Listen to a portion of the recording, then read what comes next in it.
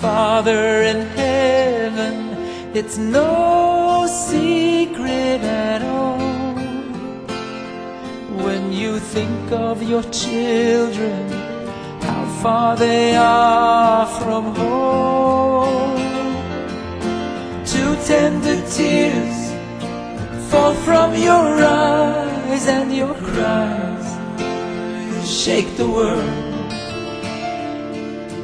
Cannot bear to see you this way. Shalom Aleichem, tudo bem? Estamos começando por aqui mais uma edição do programa Me'av Leben, programa de pai para filho. Esse é um programa que não é um programa proselitista, mas um programa que tem como personalidade, característica, objetivo e principalmente a finalidade de falar sobre a Parashat HaShavua, ok? E é um programa feito especialmente para os meus filhos, a Gabriela Dudani, o Gabriel Kalev e a Ariela Hesed.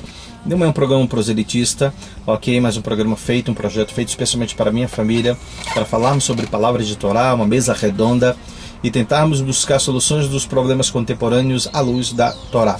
Ok? Essa semana, estudando a Parashat de Miketz, vamos fazer a brachá da leitura da Torá, para não falarmos palavras de Torá em vão, e aí a gente vai falando por tópico, explicando o que a Parashá vem falar para a gente, vem trazer qual a mensagem. Baruch atah Adonai, Eloheinu melech haolam, asher bachar banu mikol amim, venat lanu et torato, Baruch atah Adonai, noten haTorá. Amém e amém. Agora nós vamos falar sobre a terceira e última aliada desse programa aqui, que vai então do capítulo 41, do Passuque 39 até o capítulo ainda 31 e o Passuque 52. Bom, aí vem falando aqui que o faraó então disse a Yosef: uma vez que Deus te informou a respeito de tudo isso, isto prova que não há ninguém mais com tanta sabedoria e entendimento como tu. Tu serás encarregado da minha casa e alimento será distribuído ao meu povo por tuas ordens, somente por causa do trono, então eu te excederei em hierarquia. O faraó então formalmente declarou a Yosef: eu te estou nomeando responsável por toda a terra de Mitzrayim, do Egito. O faraó tirou o seu anel de sua própria mão e colocou na mão de Yosef. Ele o vestiu com as mais finas roupas de linho e colocou uma corrente de ouro em seu pescoço. Ele fez, eu estou rindo aqui porque eu me lembrei que Yosef era um pouco narcisista, ele gostava disso, né, de coisa boa, tá bem, né? Então, como fala que ele se pintava, fazia coisas de jovem, né? E quando ele foi para a casa de Potifar também, ele ficou belo, diz aqui Midrash. A Torá fala que ele ficou belo, né? Porque ele se mimava muito. Ele deve ter ficado maravilhoso com essa situação. Poxa, o faraó dando tudo isso para ele, a linha mais finíssima, roupa, linho, no ouro no seu pescoço, enfim. E ele fez Yosef então montar na sua segunda carruagem real. Aqueles que iam à frente dele anunciavam: este é o vice-rei. Yosef foi dada assim autoridade sobre todo o Egito. Só um ponto aqui, antes de eu começar o Passuque 44, eu sempre digo o seguinte: eu sou um pouco vaidoso. Antes, quando eu era mais jovem, era muito mais vaidoso. E algumas pessoas olhavam para mim e diziam: o Abarru, o Cláudio é boçal, é metido. E eu sempre disse: gente, eu sou extremamente humilde. Eu não sou boçal. Quem me conhece pessoalmente, eu não sou metido, eu não sou boçal, mas linguagens chulas, mas que as pessoas usam aqui no Brasil.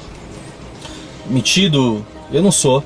Só quem me conhece pessoalmente sabe, eu posso aparentar, ter um porte de querer ser arrogante, soberbo, mas só isso é uma aparência, não sei porque até isso transparece, mas eu sou uma pessoa muito humilde. E eu, olhando aqui, eu costumo dizer que eu acho que me identifico um pouco com Yosef. Por quê? Porque eu sempre digo que essa é a essência do povo judeu. A gente não quer ser melhor do que ninguém, nem pior. Apenas judeu.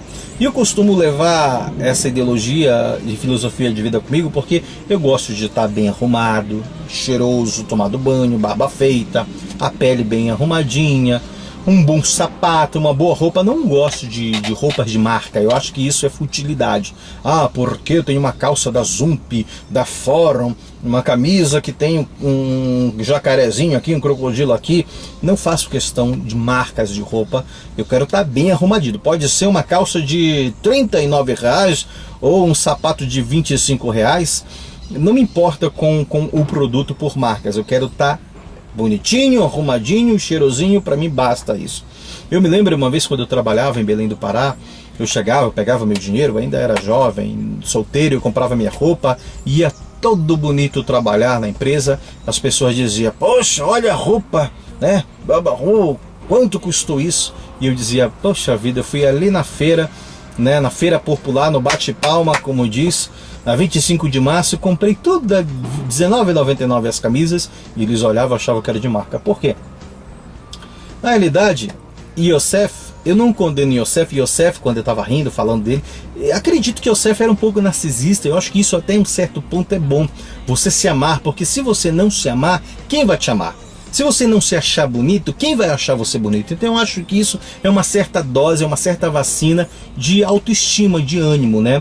Eu acho que se torna maléfico, não é benéfico quando você se acha melhor do que as outras pessoas, quando você acha que porque você tem uma camiseta de marca, porque você tem uma roupa de marca, porque você tem ouro, relógio, um Ray-Ban, você se acha superior àquela pessoa porque você tem ali produtos materiais que são banais. Tudo isso passa. O que mais vale é o que tem dentro de você. Então eu condeno isso, tá? Então algumas pessoas que pelo fato de ter um carro, de ter uma casa, ou de ter um determinado produto de marca, ou seja, a marca, o símbolo, ela se acha melhor do que uma outra pessoa, isso é condenável. Para mim, eu condeno completamente. Mas quando você se torna um pouco narcisista, que você se ama, você se gosta, você se sente bem com isso, eu acho que isso não é tão errado assim, contanto que você não se ache melhor do que as outras pessoas. Então eu sempre pensei dessa maneira. Gosto de me sentir bem, gosto de estar bem arrumado, bem representado, mas não me sinto nem um pouco melhor do que as outras pessoas, assim como eu não gosto de me sentir pior do que as outras pessoas. Só pra gente finalizar aqui, para continuar, existe aqui no Brasil e até no mundo um sistema capitalista, né, uma futilidade, ou seja, uma cultura da materialidade que a gente vê às vezes na internet. Uma vez até saiu uma musiquinha, o pessoal fez uma paródia de uma mãe que fala como é que eu vou dar, como é que uma mãe que ganha uma aposentadoria, ou ganha uma pensão, ou ganha uma Bolsa Família, tá, de R$120, e vai comprar uma calça para sua filha de 15 anos que custa R$530. Mais ou menos assim, ou seja, olha só, ela ganhava R$120, mais ou menos por aí, e estava indignada e revoltada porque ela queria comprar uma calça jeans para a filha de 500 e tantos reais. 500 e tantos reais, 500 e tantos reais. Como é que uma mãe que ganha R$120 vai comprar para sua filha uma calça que custa 500 e tantos reais? Ou seja, estudando também sobre antropologia, sobre filosofia e sociologia, essa cultura da materialidade, muitas vezes a pessoa ela prefere gastar o dinheiro dela comprando uma calça de 500 e tantos reais do que comida para casa, do que investir esse pequeno dinheiro na educação da sua filha. Então eu falo para você, a Dodani, Gabriela Dodani, Gabriel Kalev, Ariela, nós devemos investir na nossa educação, no conhecimento. Michelei já fala isso, a Torá vem falando, o Taná vem falando 100% sobre isso. Tudo isso, gente, é futilidade. Mas por que então, papai? Por que então as pessoas acabam... eu conheço, por exemplo, eu morei muito tempo em Belém do Pará, eu não gostava de uma cultura que existia em Belém do Pará, que as pessoas diziam de um ditado popular que diz: come ovo e arrota caviar. O que isso significa? Muitas vezes as pessoas estavam passeando no shopping com um cordão de ouro, com uma calça, uma camisa de marca, mas em casa não tinha nada para comer, só tinha ovo. E ovo, lá em Belém do Pará, quem é pobre só come ovo, né? Essa é uma cultura que veio dos anos 80, 90, quem era pobre comia ovo. Já aconteceu o fato das pessoas estarem desfilando no shopping center, tão com iPhone, tão com iPad, iPod, smartphone de última geração, desfilando na praça, no shopping ou no colégio, com a melhor roupa, com a marca. Em casa não tinha nada. Ou seja, ia para o shopping passear só com a passagem de ida e de vinda. Então isso é futilidade.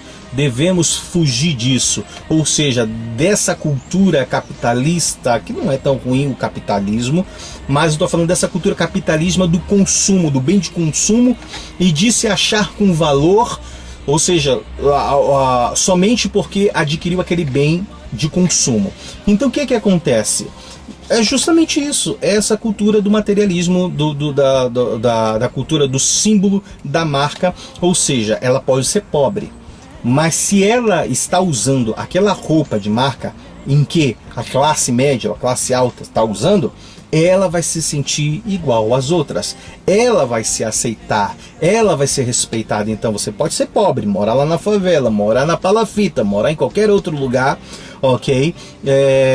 Com crises urbanas, ok? Mas se você tiver o iPhone, se você tiver o produto de marca e você for no shopping, você vai ser respeitado e aceito tanto quanto aquela pessoa de classe média, etc. Porque muitas vezes as pessoas colocam óculos, compram óculos, porque aí eu com óculos a pessoa vai me olhar e esse estereótipo vai me trazer a mensagem de quê? Que eu sou uma pessoa inteligente.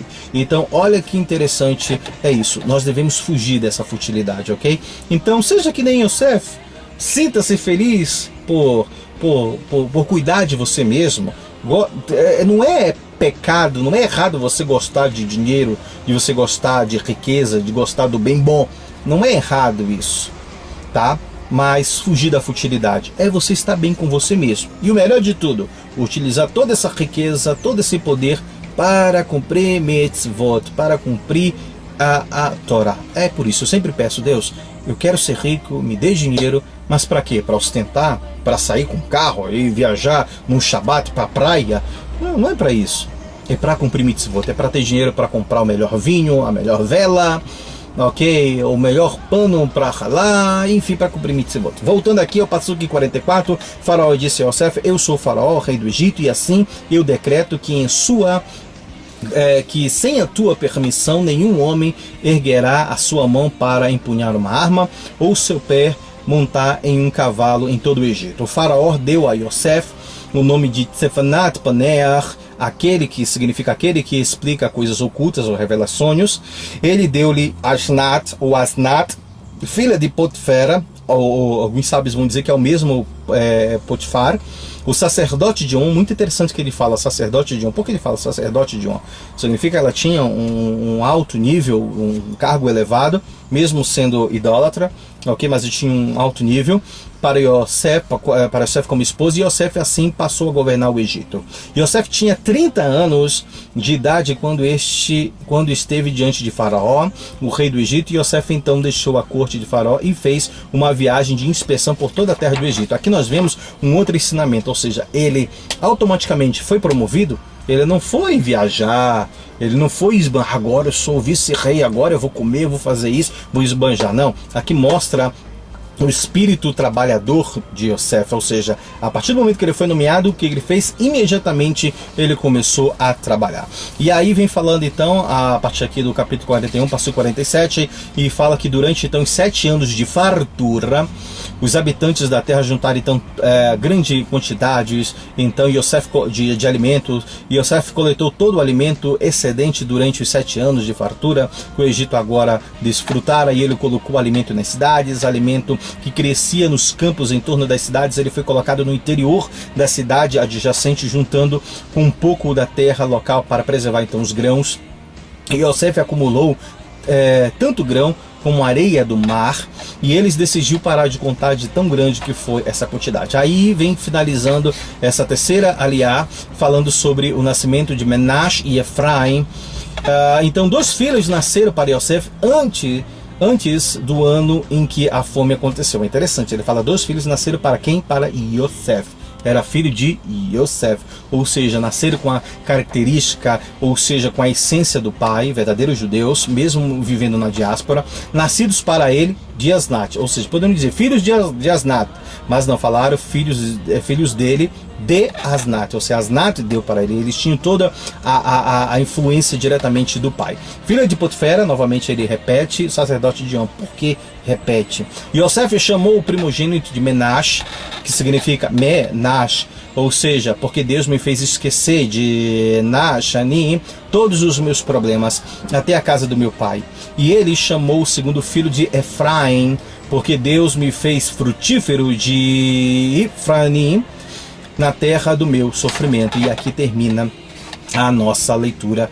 Baruch ata Adonai Eloheinu melech haolam asher natan lanu torat emet vechayon lanata betochenu. Baruch ata Adonai noten a Torá. Amém ve amém. Bem, vamos ver se tem mais alguma coisa aqui. antes da gente terminar, fala que por que Yosef foi chamado de Tsefanat, né? Rashi vem dizer Tsefanat Paner, quer dizer aquele que explica as coisas ocultas. A palavra Panar, Panear, não tem nenhum paralelo com a escritura, né? Aí Ibn Ezra vem dizendo, este é o seu nome egípcio que foi dado, Ramban com N, vem falando que o faraó tinha dado então a Yosef esse nome com o próprio idioma, e o Ramban vem falando que ele ofereceu um nome porque era costume, toda vez que uma pessoa atinge um alto grau social, então o nome dele era mudado, assim como Moshe mudou então o nome de Oshea para Yehoshua, ok?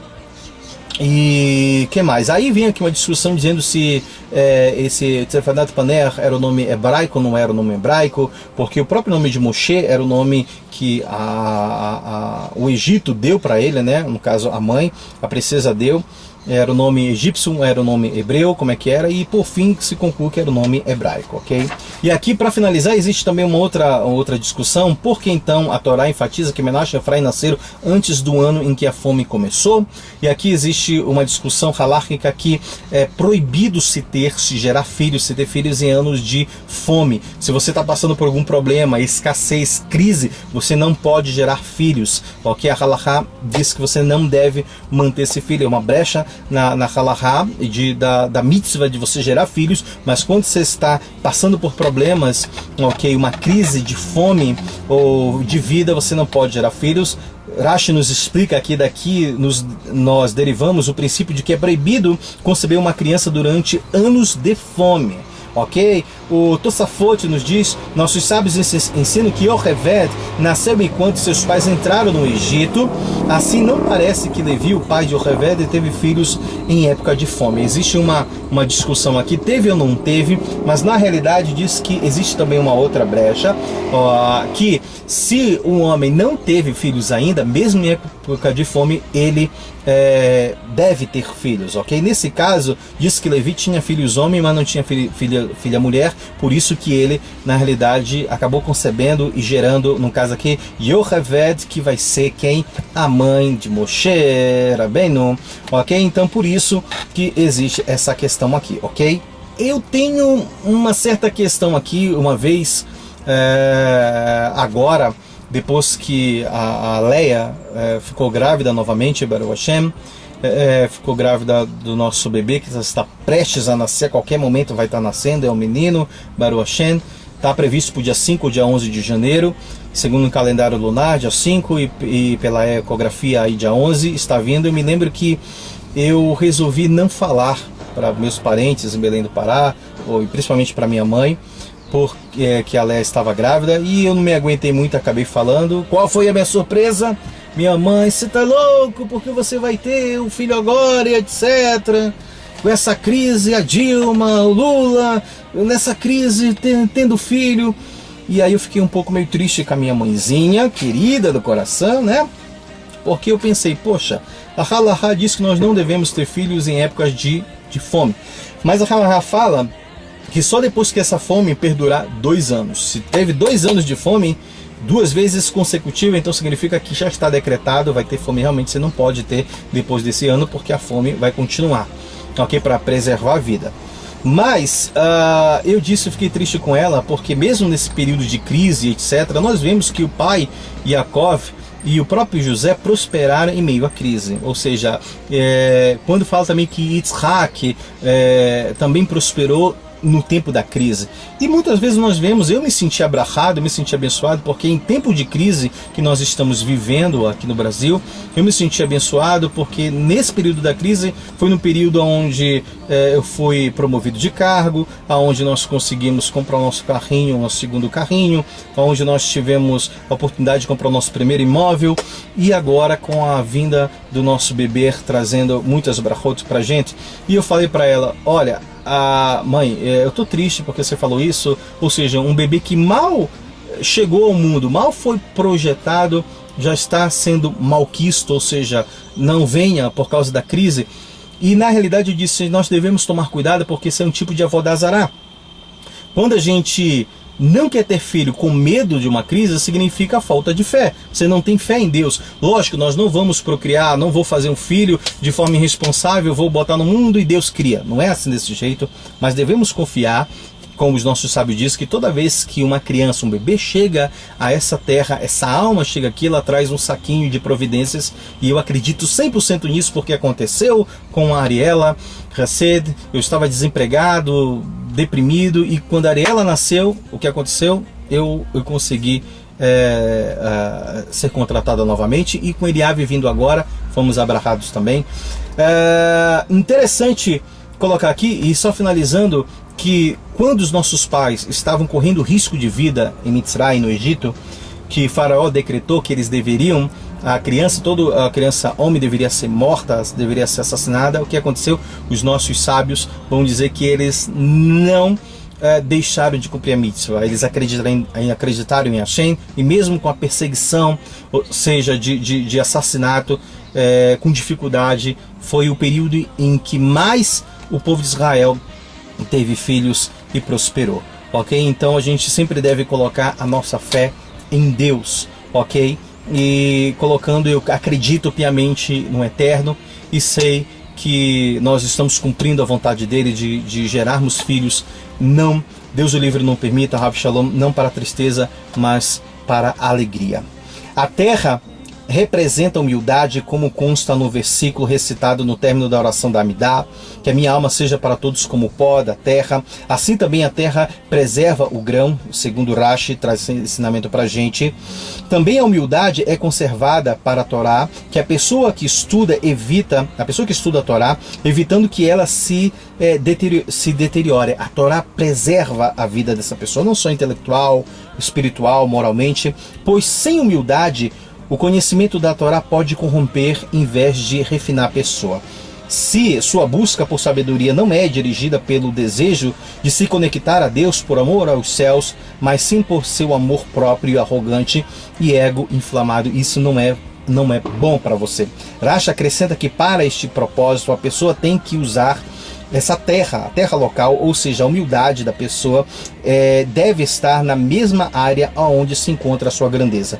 Não é suficiente para o estudioso da Torá ser submisso e humilde à sua conduta diária e silenciosamente arrogante em sua compreensão da Torá.